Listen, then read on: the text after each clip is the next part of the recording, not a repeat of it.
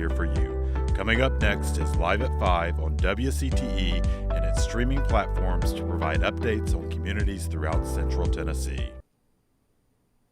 Welcome to today's issue of Live at 5. I'm Avery Hutchins, and I'm so excited to be here. Happy New Year to you at home, and we've got a great lineup for you today. We're going to start with Ben Brady with CipherTek, hear a little bit about cybersecurity and what we should be looking forward to in this new year. We're going to hear from a CPA, a certified accountant, that's going to give us some tips on accounting. We're going to hear from Laura Holloway, who's going to introduce us to this film festival that's going on, and then we're going to wrap up with a little celebration with the Martin Luther King Day, which we will be celebrating on Monday. So again, I'm excited for you to be here today, and I thank you for tuning in. Up next is going to be Ben Brady with CipherTek. Hi, Avery. How are you? Hi, Ben. How are you? I've lost my earpiece. Well. Okay. Welcome to Live at 5, and Happy New Year. Happy New Year to you. Thank you for having me. Absolutely. So, Ben, you are a fixture in our community. I see your cars all around town. Tell me what CipherTek is all about. We do primarily IT support, hardware support, network support, and security for local businesses in the Upper Cumberland. Right. And you're in Overton County, Crossville, and in Livingston. We have locations in Cookeville, Crossville, and Livingston, but we service pretty much the entire Upper Cumberland and all the surrounding counties. And that's probably why I see your cars around. Right. Tell me, what is cybersecurity? Cybersecurity really has anything to do with the digital lifestyle, whether it's the internet, whether it's your Internet of Things devices you have at your house, your cellular telephones, your smartphones, your Apple and Android, and the security piece is kind of trying to protect those. So just about anything that we would consider digital would fall under that cybersecurity umbrella. And do you do individuals, private homes, or do you mostly focus on businesses? We primarily do business. But since the onset of the pandemic back March of last year, a lot of our business clients turned into residential clients because they were all forced to go home and work. So over the last 9-10 months, we have done a lot of in-home work as well. So the pandemic kind of changed our business format. Well, you know, we've all adapted a little bit to that with the pandemic, so I can appreciate what you're saying, making those house calls. What cyber risk are you seeing right now? The biggest thing we're seeing getting back to the pandemic and all of the remote workers is that a lot of technology has been adopted over the last 10 months that I think a lot of folks weren't necessarily wanting to adopt. They're working from home, they're working from a coffee shop, they're working from their iPhone while they're driving down the road. And what we're seeing the most right now is phishing. Those emails that aren't legit. People are getting those, and the fact that they're working from home, they don't have a lot of the security implementations that they might have at the office. So the spam filterings, the firewalls, the things like that. And because individuals psychologically tend to be a little more comfortable at home, they're not as paranoid, and they're a lot more apt to click on things that they wouldn't have clicked on last year when they were in the office. And we've seen it up almost 200% industry-wide, phishing scams, especially targeting those remote workers. I could see that being a problem. I mean, just personally, doing a lot of shopping over Christmas online, how I get all kinds of spam emails. So I appreciate you mentioning that. What can we do to protect ourselves from cybersecurity threats? There's a couple of things. When we talk about the phishing and the emails, we tell people all the time the best advice we can give them is don't click it.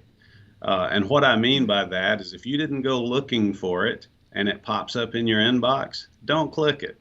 Your financial institutions, your credit card companies, they're not going to send you an email and ask you to log into your account. If you get one of those, chances are it's a phish, we call it. Also, the current events tend to increase the amount of fish that comes out. So we expect to see a lot of this around April 15th this year when it's tax time. Leading up to Christmas, we were seeing a lot of fishing, fake fish emails from UPS, the Postal Service, FedEx, because everybody was expecting packages this year. Everybody did their shopping online. So if you didn't go looking for it or go ask for it, don't click on it. That's probably the best advice we can give anybody. I like that advice. And if it looks suspicious, it probably is. Right, exactly. Ben, thank you. And I know you do a lot of work for WCTE, and we want to thank you for that and the support that you give us every month in our security. Absolutely. We love you guys. And once again, Avery, Happy New Year, and thanks for having me on. Thank you so much, Ben. Okay, up next, we're going to hear from Laura Holloway. You've told your story. Now it's time to watch. Starting Wednesday, January 13th, you can participate in the first ever virtual WCTE PBS Student Film Festival with on-demand workshops, video submissions, and live panel discussions. You don't want to miss it. The days will go by fast. For more information, visit WCTE.org.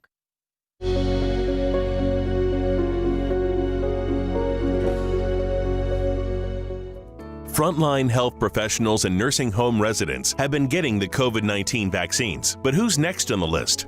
People over 75 and essential workers like firefighters, teachers, and grocery store workers likely will be eligible next, according to the CDC, and they're being strongly encouraged to get it. Take advantage of this vaccine, which has been a remarkable bonus and looks to be a terrific additional thing that we can do, a major additional thing to control this virus. Individual state leaders have the final authority on who will receive the COVID vaccines first. Got health questions? Ask Hannah at allhealthtv.com.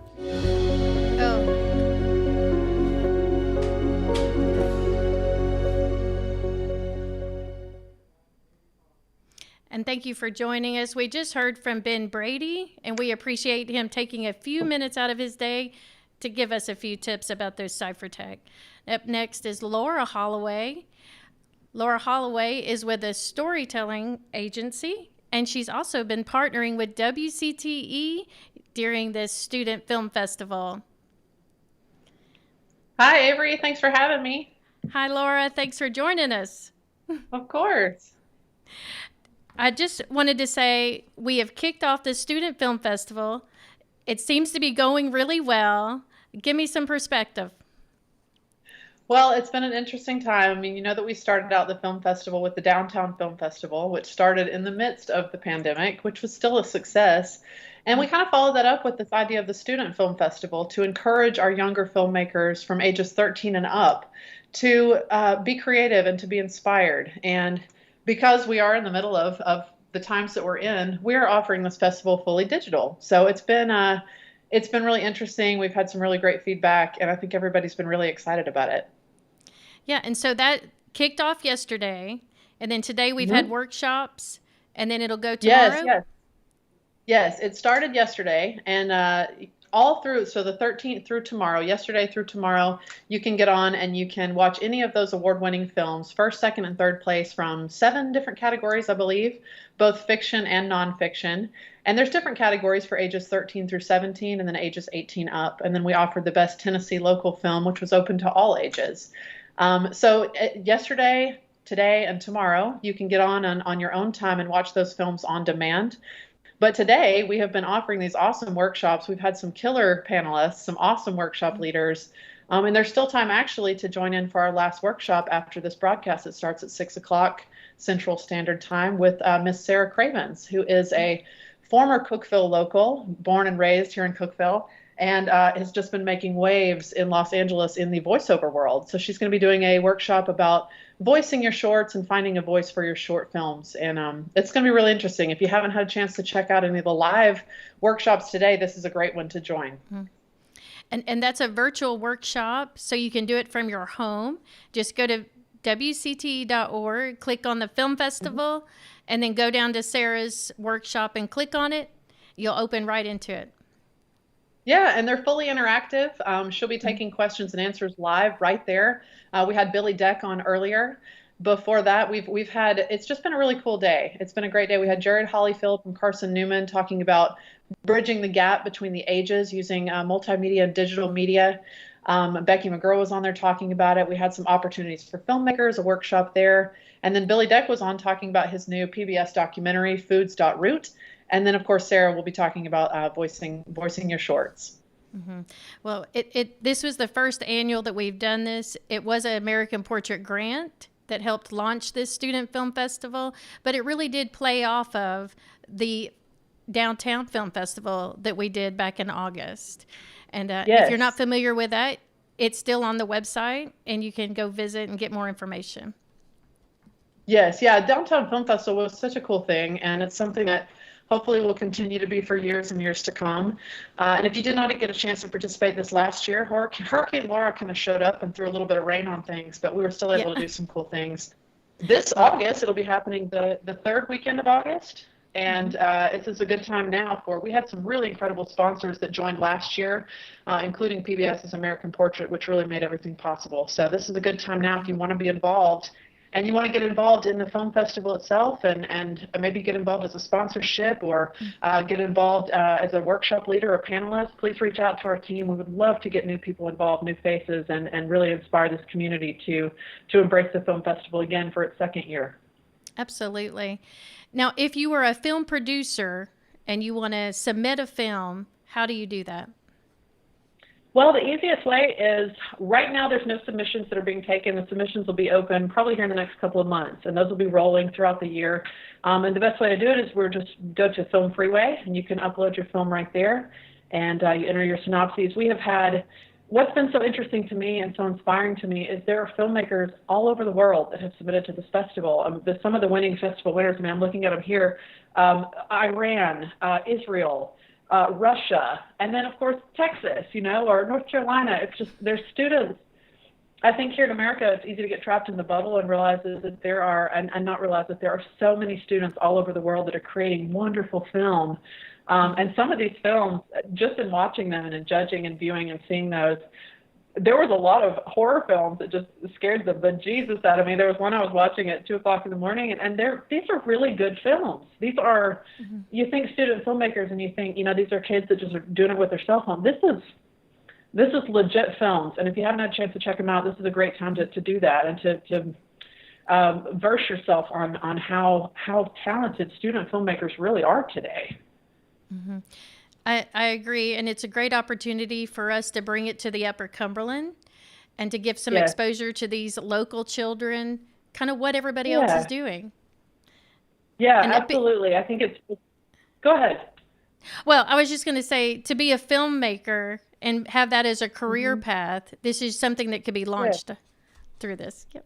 Absolutely. I think that this can be a tremendous gateway and opportunity for young filmmakers. PBS, Wcte, it's a portal. It's a gateway for people to find their creativity and be inspired and have this access to an audience that they may not have had before. And plus, working with the Wcte team, where everyone is so talented and has been working in the film industry for years, and having that inspiration, I think it's just a tremendous opportunity for local student filmmakers, regional, national, international. It's just a good opportunity for everyone, and also a good opportunity for the Upper Cumberland to be even more exposed to film. Absolutely, Laura. I think you make a tremendous point there that we are bringing them in, but we're also getting them out there. So thank you, Laura, for joining us during this Live at 5. Coming up next, we're going to hear from Lisa Malone.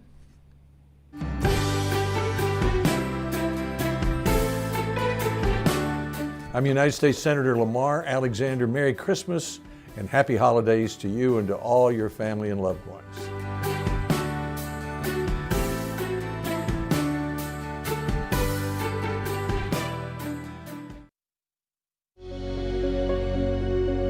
There are many reasons for people to be anxious about COVID-19, but according to studies in children around the world, the pandemic's taking a severe toll on kids. One poll found that more than half of teenagers say they'd experienced anxiety, and 43% say they struggled with depression. Pediatricians know these statistics are real. I'm probably seeing, maybe 10% general pediatrics, and the rest of it is mental health, which is not what I was trained to do. But the level of depression and anxiety that we're seeing in children do I look like I'm in pain? Is really, it's off the charts right now.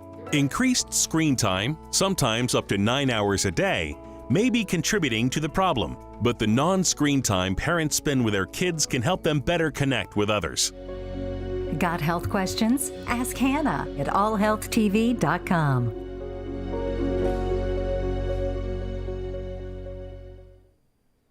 Okay, just one more reminder. You still have time to take advantage of the Student Film Festival. Just visit wcte.org and you can go on ahead and start viewing some of those videos. All right, coming up next, we've got Lisa Malone. She's a certified public accountant with Companion CPA. Oh, we're going to keep talking. Okay. We're going to wait on Lisa. She probably got tied up on some of the taxes. And in the meantime, we're going to talk a little bit more about the film festival and everything that WCT has to bring this year. We have kicked off the year strongly with an American Portrait Student Film Festival that's going on today and tomorrow. And you can easily access that by going through to wcte.org. And you can click on those on-demand videos and see the winners of this year's Student Film Festival, as well as you can still participate in those workshops. We've got one happening this afternoon for the local Sarah, who's going to be here, and she's going to be sharing with us about what it means to be in LA and to be a voiceover talent. So we do welcome her. Do get a chance to tune in. These are for students, but you don't necessarily have to be a student to participate in these workshops or the films. So I do encourage you to do that. Other things that are happening, we've got lots of things showing up with, I think Lisa's getting ready to come on. Come on. Okay, Lisa, we're having a little bit of difficulty seeing you, but I do want to welcome you. And I know you've got some great information for our viewers that I know are anticipating and thinking about their taxes this year. Whether they want to or not, it's coming. So we might as well get ready for it, right? Absolutely. Do you have a targeted time that you tell people, like, get your taxes ready and get them in? You know, because we are a full-service accounting firm, we're preparing taxes almost all year long now. Fortunately, everybody doesn't bring them all in at once, and we're actually okay with that. If everybody brought them in at once, I'm really not sure what we would do. We'd have a whole lot of people that were having to wait longer. Mm-hmm. It used to be nerve-wracking for me, thinking that, we're never going to get through this. We're not going to get all these tax returns done. And it's amazing how I've got a lot of folks who are consistently early. I can count on them to be early every year, and I know I'm going to get those done and out of the way. And then I've got others who are consistently extenders. And I'm thankful for that, because there's no way we could get all of the tax returns done by April 15th every year. Absolutely. And you've been doing this for quite a while, right? How many years have you been in the business? Well, with Companion CPA Group, we started this business in December of 1999.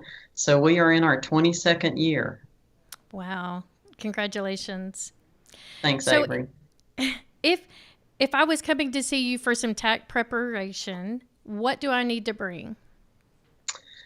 That is something that is going to vary among clients, depending on how complex their tax situation is. But generally speaking, what we almost always see are folks who have W-2s, folks who have interest or retirement statements.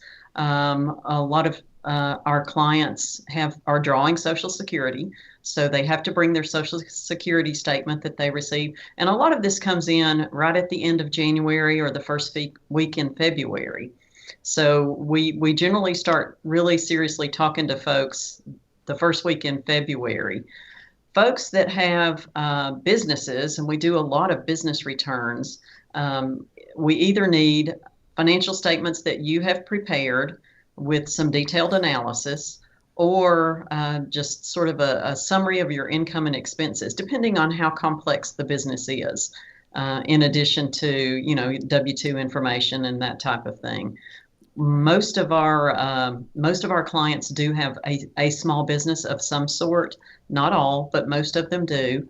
And several of them have rental properties and farms as well. So those, it's a matter of making sure you get all of the revenue that was, sent to you documented. And we definitely want to make sure we take every expense that you're entitled to so that you don't pay more taxes than you should. So that's our biggest goal. That's the goal, right? So we've got about 30 seconds left. Quickly, can you tell me what are some tax law changes that our viewers should be aware of? There were a couple of very significant acts passed during the last 13 months. The Secure Act, which was passed in December of 2019, had some interesting provisions in it. It moved the required minimum distribution age from 70 and a half to 72 beginning in 2020. Mm-hmm. And it also allows those who are still working after 70 and a half to continue contributing to an IRA. And prior to the Secure Act, those contributions were not allowed after you reached that age. It was just an age-based thing. Another interesting provision of the Secure Act, and it hasn't been talked about, everything's been COVID this year, but that up to $10,000 can now be withdrawn from a 529 plan to help pay off student loan debt. And that's a new thing, and it's something that really hasn't been talked about a whole lot, but I think will benefit a whole lot of people. Yeah. I think a lot of people could take advantage of that. And for more information, you can reach Lisa at Companion CPA Group right here in Cookeville, Tennessee. Lisa, thank you. I know you're super busy this time of year. No problem, Avery. It's always great to talk with you, and good luck, and have a good rest of 2021. Thank you. Thanks. We'll be right back. They say a picture is worth 1,000 words. I believe a good question is worth at least 100 good answers. I'm Phil Oldham, president of Tennessee Tech University. Please join us for Now That's a Good Question, a show devoted to exploring the power of asking good questions. Wings up. We ain't gonna let nobody turn us around. He led the civil rights movement and changed America's heart and soul, Dr. Martin Luther King Jr. How long? Not long. Join the Cleveland Orchestra, conducted by music director Franz Felsermost, bass baritone Ryan Speedo Green, and host James Pickens Jr. to celebrate the legacy of Dr. King through music, song, and Dr. King's own words. Welcome back, and thank you, Lisa, for taking a few minutes. If you need some tax preparations or have questions, Companion CPA would be a good one to call. We're going to talk to Tom Savage here in just a moment. We've got a celebration, Martin Luther King Day, coming up on Monday. Many of us know that is a day off, but I think it means a lot more to Tom. Welcome, Tom. Hey, good evening, Avery. Thanks for having me. Absolutely. So, Tom, you're a part of the NCAA. You have a really long title. You want to share it? That would be NAACP. Yes. Is that what I said? NAACP. We're fine. Yeah. Yes, sir. So tell me, for the younger viewers that may be tuning in right now, who is Martin Luther King? Well, the first thing that I would say is Martin Luther King was an American Baptist minister. He was a Baptist preacher, but along with that, he was one of the greatest activists of all time, and he was a spokesperson and a leader in the civil rights movement. And from 1955 until his death in 1968. He was best known for advancing civil rights for people of color, inspired by his Christian belief, and he used what we call the Gandhi approach, peaceful demonstration. Yes. And would you say that his significance played then and now? Absolutely. His significance did play then and now. He gave us a template. His strong belief in nonviolent protests was the only way to get you by during the era that he lived in, which was the Jim Crow area. And with that, it helped settle the tone of the movement. And they were doing, the Montgomery bus boycotts, protests, and marches were eventually effective. And really much legislation was passed through that process, all under the First Amendment. Right. So that was a big time in history, and we definitely honor it on that day. And we just saw an election in Georgia, and I want you just to talk a little bit about that and how that has evolved. Well, that election was really poetry in motion, because one of the things that Dr. King that took his life was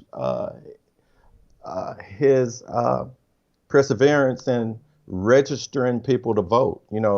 Black folks couldn't vote, or they required so much out of us to vote. And so the Georgia example is an example where Black folks elected both of those senators there. The payoff at the polls is that they all registered to vote, and then they showed up and they executed their vote. And that was really the difference. And it was a squeaker. Yeah, I think you're right. And I think there was a lot said in that state for that reelection. So I appreciate you sharing that perspective. If you think Martin Luther King were alive today, what do you think his opinion would be regarding the process or the progress we've made in race relations? I think Dr. King would be pleased, really. I really do. And I know it's kind of tough out here at this time, but to know that I don't know if he would realize by now that in 2008 we would have had the first African-American president, and then also the first lady vice president across the board. And to see the cabinet that we're getting ready to see in this up and coming administration it's the most diverse cabinet the world has ever seen. So even though it's tough out here, it says the moral art is long, that it bends towards justice. But I think he would be pleased, but there's still a lot of work to be done. Yes, I think you're right. I think there's been a lot of progress that's been made. And we've got some great role models in place for our young people to see and to admire and look up to. And Tom, I think you're one of those. Well, thank you, Avery. I'm humbled and flattered that you would say that about me. But it's all about, there's no I in team, but it is in the word win. And when we're all together as one, we win. That's right, Tom. And I think that's a great note to end on. Together, we can all win. Thank you for joining us for this Live at 5. Thank you so much for having me, Avery. Be blessed. From one neighbor to another, WCTE PBS is here for you. Join us again tomorrow for today's show to re-air again at 5 p.m. We will return with a live news show on Thursday of next week at 5 p.m. Thank you for watching.